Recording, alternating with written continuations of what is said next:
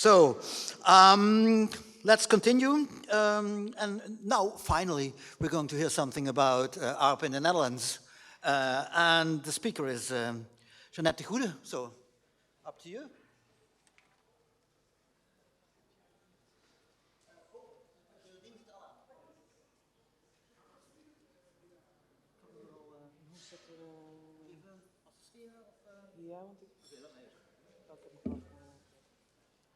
Nou, op plomperong weer voor die voorstelling. Top. Vanaf begin. Ja, kijk, hier zie je gewoon steeds die en je ziet wat er volgende komt. Oké, dank je.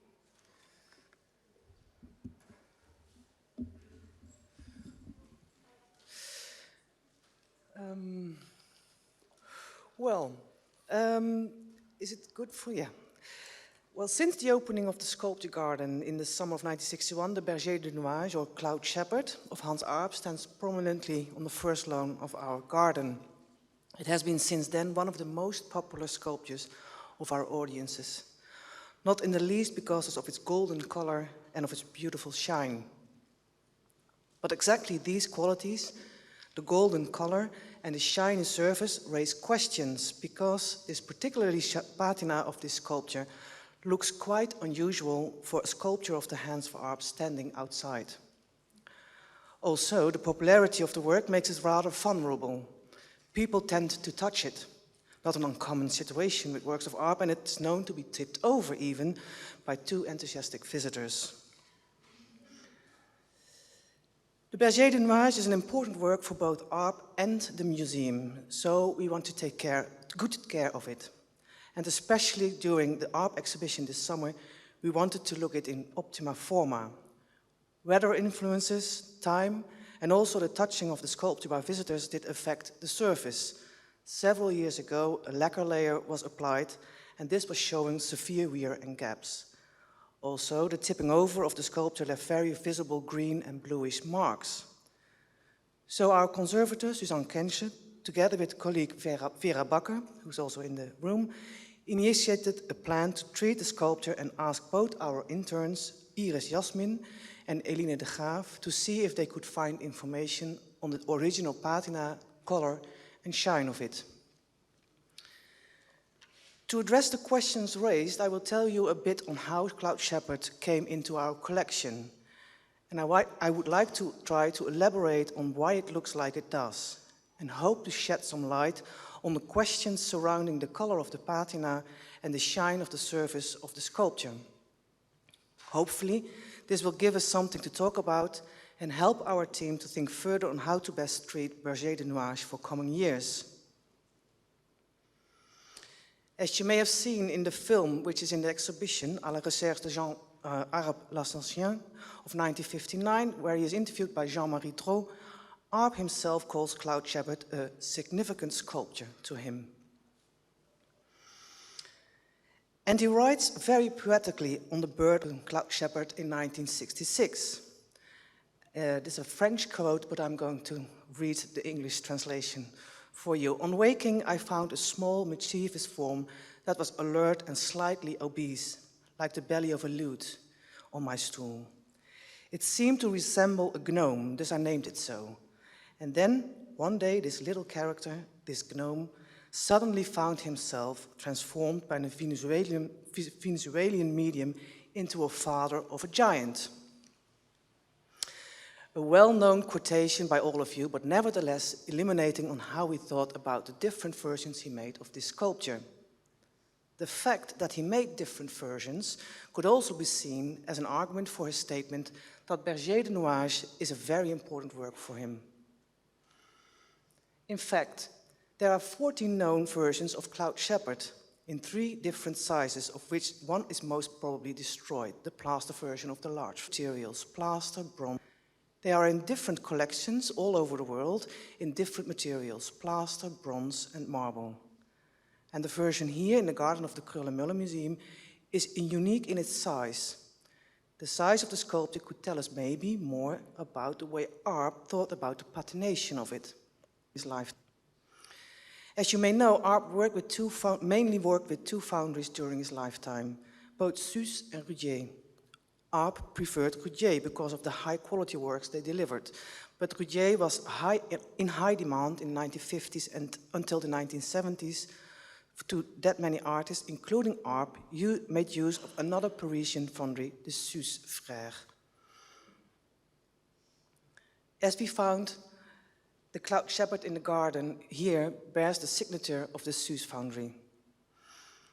But let me start with the way this version of the Berger du Nuage came into our collection, since this might shed some light on the appearance of this particular version.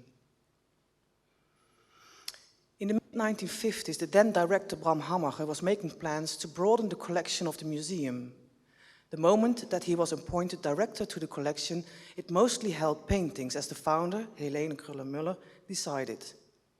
Parallel to this rich collection of then contemporary and also modern paintings, Hammacher wanted to realize a sculpture garden, and he got his ideas and inspiration from different initiatives, events, and new developments within the art world.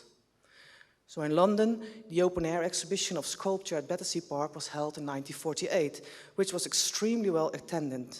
And it was the first in a series of exhibitions that were repeated every 3 years. Not only was it the first in Britain, it also acted as a catalyst of many others elsewhere. 2 years later, in 1950, Antwerp organized an international sculpture exhibition in Middelheim Park. This too was highly successful, and it was decided to repeat it every 2 years. And following the example of the London exhibition, Arnhem organized its first sculpture exhibition in Sonsbeek Park in 1949, Europese beeldschouwkunst in de open lucht, European sculpture in open air. Bram Hammacher was closely involved in the organization of this first Sonsbeek exhibition. He was a member of the honorary committee. So the Battersea Park exhibition, Middelheim Park and Sonsbeek showed Hammacher the direction that he wanted to take. And he further developed a plan for a permanent outdoor sculpture exhibition in the surroundings of the museum. This was noticed throughout the world that Hammacher made plans to collect sculpture. And one of his contacts, Michel Saveur, also a good friend of Hans Arp, wrote a letter in December 1950 that the artist Hans Arp wanted to donate a work of his under the conditions the museum would pay for the material used and the transport of the work to the Netherlands. And Hammacher could make a choice between coquille géométrique, 450 guilders, or autre mythique, 180 guilders, which was twice its size. Saveur wrote he prefers the coquille, but he will understand that the museum would prefer the other sculpture because of budgets. But in 1951, the coquille cristal was donated to the museum by Arp. Hammacher writes in August 4, 1951 to Saveur that the sculpture finally did arrive, and he calls it a matte golden bronze. Hammacher is very content with it, and he is searching for a good spot for this abstract sculpture. He wants to alter the Mondrian room and also wants to buy another carpet and construct a pedestal for the new acquisition. 3 years later, in 1954, Arp represents France at the Venice Biennial. He's even granted the Grand Prize for Sculpture. So he's being noticed by different parties, and because of that, you could say he's getting different assignments, one of which is to make a ground sculpture for the University of Caracas in Venezuela. Room 44. It is important to notice that his presentation at the biennial is inside room 44 and 45 of the Palazzo Centrale. So the sculptures for the exhibition would not have been very big. And as you can see, catalogue number 16 is Cloud Shepherd under his Italian name Pastor di Nuvol, and it is made of bronze. That same year, in 1954, Hammacher traveled to see different outside presentations of sculpture. One of the exhibitions he saw was in Switzerland, Sept Pionniers de la Sculpture Moderne at the Hôtel de Ville in Yverdon, where a large plaster version of the Cloud Shepherd was exhibited on a square in front of the church of the town, and Hammacher wrote an enthusiastic letter to Barbara Hepworth. Outside, and I quote, outside stood a very high Arp. The background was a Baroque church and a kind of donjon tower, a very pure cylindric form. This approach was absolutely good, and Arp, quite white and strange, stood there like something fallen from the moon in very detail. Provincial Switzerland town, unquote. When the idea for a sculpture garden was granted by the board, Hammacher started to commission different artists, and he wanted to compile a collection wherein the developments in contemporary sculpture was made feasible for the audiences. And art, in his view, had to be part of this collection. So he wrote a letter to the artist in June 1960, just a year before the planned opening of the sculpture garden, and he asked him whether he could buy a work of Arp's hand. But Arp did not react.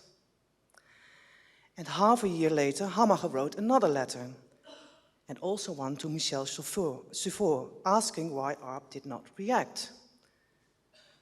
And it seemed that Arp was in poor health, but Hammacher was determined, and Suffour contacted Denise René, the gallery representing Arp that days. And because Hammacher was in a hurry, the garden would be opened in less than 5 months, in May or June 61.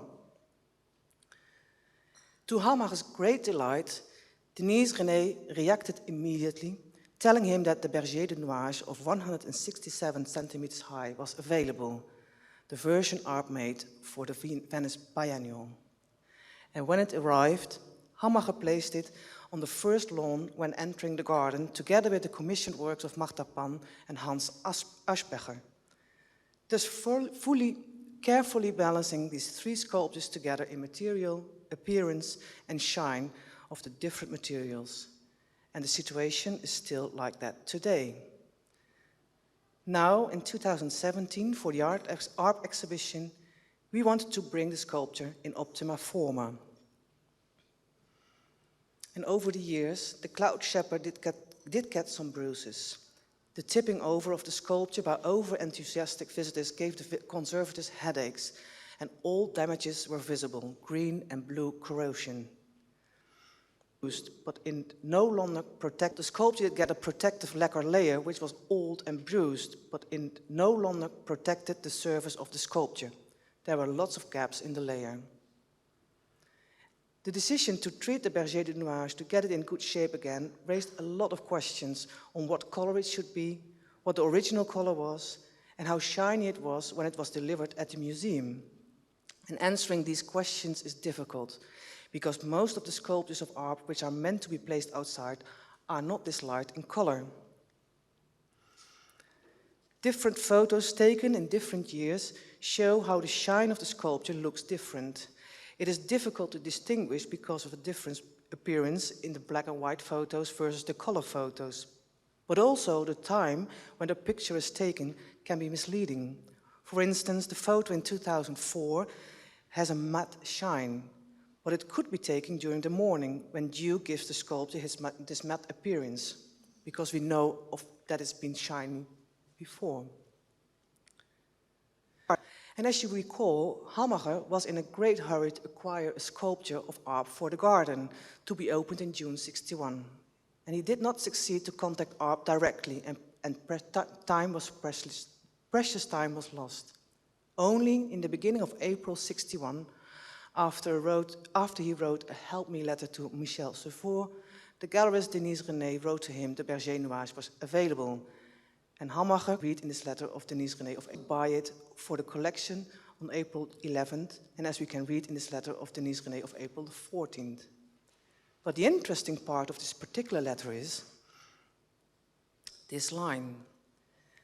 And in English it says, and according to the foundry, circa 15 days are necessary to polish such a big piece, which tells us that the sculpture is treated by the founder before it was transported to the Netherlands. This is interesting, since the large versions of the Berger de nuages, which both stand outside, have very different colored patinas, a dark bronze and a warm color in Venezuela, and the black version is standing in the Garden of Meudon. And they are both in matte in shine. These colors are the colors you expect for a sculpture of Arp that is meant to stand outside. But we also have this picture of the Marchiori book of 1964, published during the life Never Lab, where different middle-sized sculptures are standing outside and have a light and lighter patina. Some of them resemble the color of the cloud shepherd of the Kröller-Müller. It can be colored, the photograph. It's certainly encenated, but there are some lighter colored sculptures outside. And to make things basis of an all complicated, when cleaning the Berger de Nuage, Vera and Iers discovered these traces of an old patina, of which you can see it is a dark one, but of which it is also difficult, if not impossible, to determine what the original color of the sculpture must have been. In the end, we now have removed the lacquer layer and brought the old golden patina into the open air, so it could get a more warm and live-through glow. For daily protection, a wax layer was applied, but this is, to our regret, not sufficient. The casting of this particular version is so good that the wax does not stick sufficiently, so even raindrops, which are always a bit polluted with different materials, such as pollen or sand, stick to the surface and cause the start of corrosion. Berger de Nuage is now cleaned every week, and if necessary, even more than once a week, to keep its surface as smooth as possible. But for the longer term, we probably decide to again give it a lacquer layer as a protection. It is now a matter of what color do we want it to be. Thus, how long do we give it to develop its natural color before we give it its protective lacquer layer? So, for the size, it looks like this particular size was specially made for the Venice Biennial. It was intended probably as an indoor sculpture, judging the size. It would be great to have pictures of the exhibitions in 1954 in Venice to see whether the sculpture was darker in color and even to determine whether it had a matte or a shiny surface. The sculpture was polished by the foundry before it was sent to Otterlo, so the color most likely was already like this when it came to us. And we know it is treated throughout the years because of the normal wear and tear, but we can and may assume that the former staff and conservators of the museum did not alter the color of the sculpture or not too much. And then a matter of shine. Is it matte or more shiny? Do we use wax? Which sort of wax? And can we decide to apply a lacquer layer again? I hope you might have some ideas of these matters that you might want to share with us. Thank you for your attention.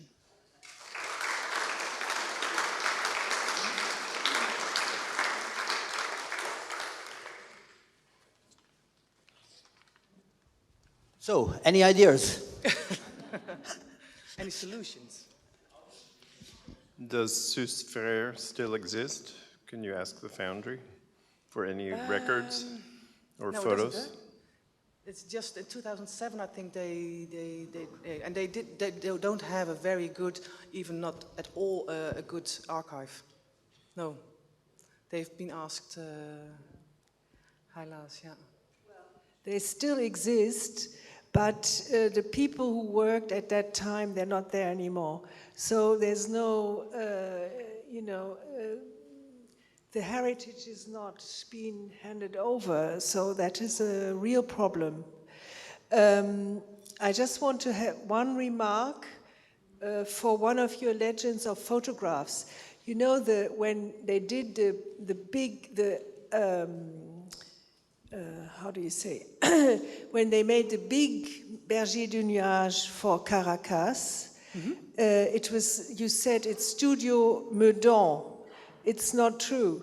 It has been done in a studio specially rented for that because it had to be very high. And it was in Saint-Germain-en-Laye through Poncet. Because Poncet helped up to do that. I mean, he did the big plaster, and Poncet had a lot of connections, and he rented the studio. Yeah, you mean the black and white? Yes. Yeah.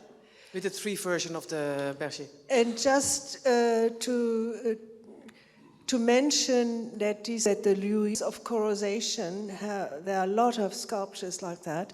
And I know that the Louisiana Museum, who bought 2 big monumental sculptures, seuil sculptures, so not the cast like this, they also had a lot of problems, and they had even to, I don't know, to put it into pieces to be able to renovate it, you know. And I've not been there for ages, so I don't know how they look like now. But These are particular works of art, you mean? yes, Yeah. and because they're also outside, like yeah. here, you know. Yeah. And especially there is this near the sea, so it's a big problem of humidity. The thing is that this casting is so perfect. It's so smooth. It's so good made.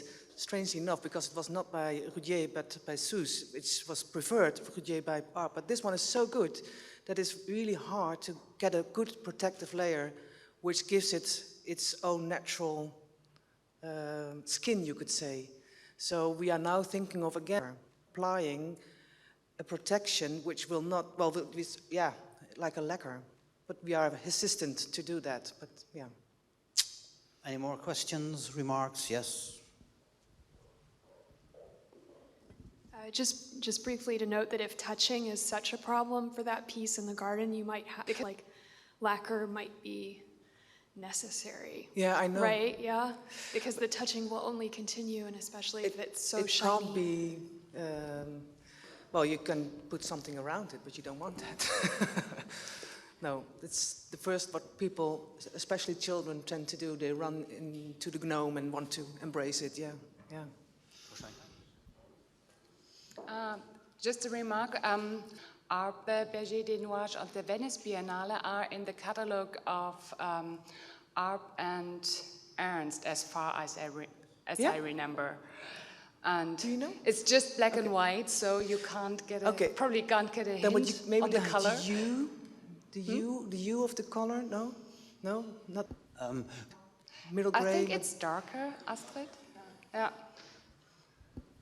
What I was thinking is that, first of all, Suze was a very good founder. Whenever they wanted to make a decent, and they were paid for it, they made an absolute decent, very good cast. I mean, we know that also from other things. And therefore, the fact that the bronze was polished does not absolutely have to mean that it has to be polished this kind of mirror-wise, but it could also be polishing just to make a perfect form. I think that is a very important point. Yeah, and we're not sure how to interpret it exactly the line, but the fact that they say it takes 15 days, that means that they have a good job. They want to do, they have to take time, and polishing it just to get it more shiny and no new patination, then it can be done in a day, 2 days.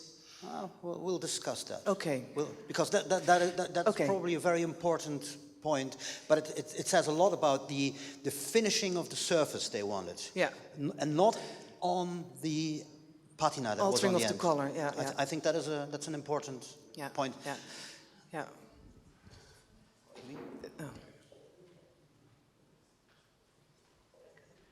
Also es ist mehr eine Frage, aber ich hatte den Eindruck eigentlich, dass für Arp es wichtig wäre, dass die Skulptur weiterlebt und dass die Patina sich auch ändert in seinen Briefen. Und wenn Marguerite Arp auch schreibt an Museen und so weiter, sagt sie, dass also für Arp diese naturale Patina wichtig wäre und man muss eben es so lassen. Also ich weiß, dass es für Museen schwer zu hören ist, aber es ist eine Frage. Ich bin nicht sicher davon, aber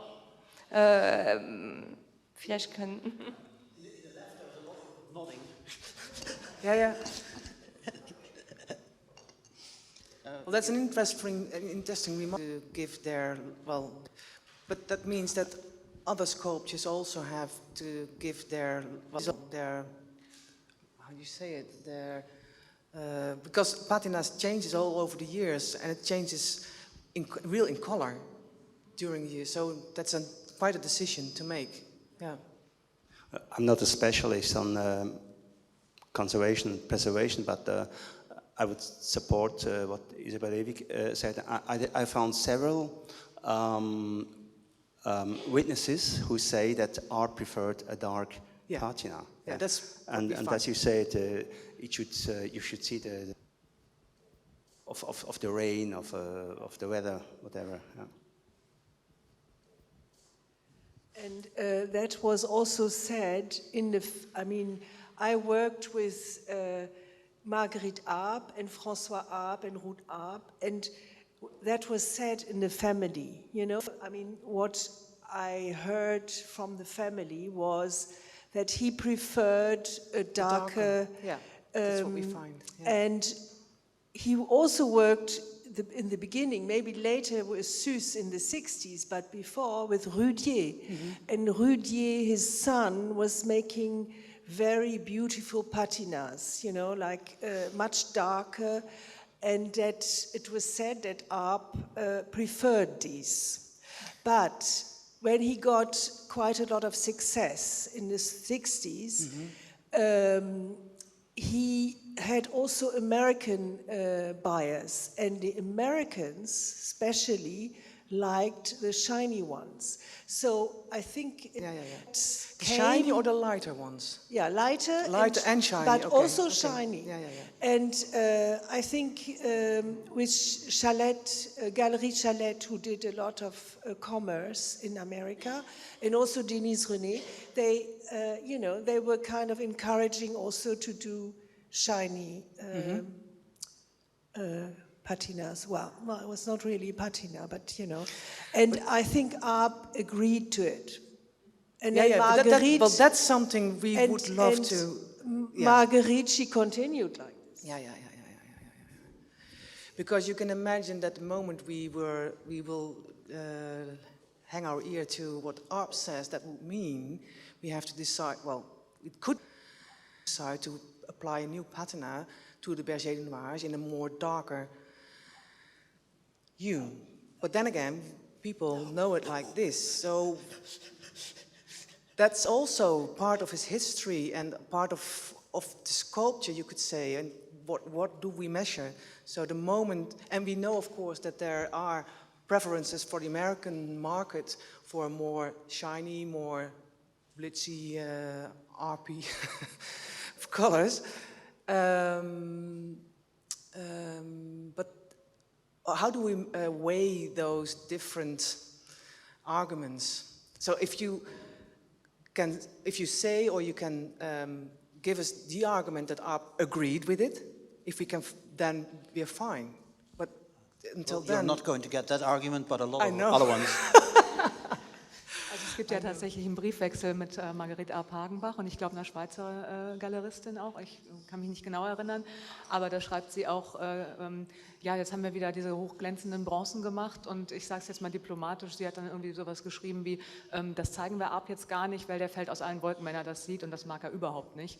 Und ich glaube tatsächlich, das kann natürlich in den Bereich der Anekdote fallen, wie vieles bei Arp, aber ich könnte mir schon vorstellen, dass so die Maschinerie, die hinter dem Künstler auch im Endeffekt auch bei vielen anderen Künstlern entstanden ist, auch immer dafür gesorgt hat, dass der Markt wahrscheinlich gut bedient worden ist und der Künstler nicht immer alles gesehen hat, was gemacht ist. Aber das spricht genau für das, was Frau Mahn gesagt hat. Yeah, I would stress the fact too that just what you were talking about. I mean, lots have been said what Art wanted and what he thought, and but finally, I mean, you have been showing a picture yesterday of the art sculpture in front of the Metropolitan Museum. I mean, if we look at that today, this is a piece of pop art. These things, they have their history, they have their reception. I think this has to be weighed out very carefully. Yes. Yeah. Especially what was earlier, what Ms. Mann said, this American story where they were very much, they wanted to have these shiny. And that's, of course, exactly the time when these are made and when that market starts. Yeah. And then, so there is a piece available. And from then on, it comes into here. What I was thinking is, have you done any research into the interesting letter of Hammacher was to Arp? I saw your fantastic show at the Stedelijk. now I want to buy a piece. Did you do anything into that? Whether the stedelijk at that point also wanted to have something That from... question I didn't address. No, that Because- question I didn't address. But it would be interesting Yeah, to it could ask, be. because Yeah. it might be that there is a kind of a discussion going on, well, we need an ARP That's in why the you Netherlands. asked about Sandberg. Yes, also, yeah. Yeah. The point that's missing in the conference, that's why, is Willem Sandberg, who was the director of the Stedelijk Museum in Amsterdam. He made the ARP exhibition. And he is, for example, also the one who was behind the Jerusalem threshold that we saw yesterday. The fact that that one came to Jerusalem, Willem Sandberg was very closely involved into that. So that is also, would be a very important line to follow. And the other thing I think what could be very important is also, he was mentioned, Poncet. As far as I know, he's still alive. Yes, so one should ask him. We could. Yes, okay. Any more questions, remarks? We continue. Thank you very much. Thank you.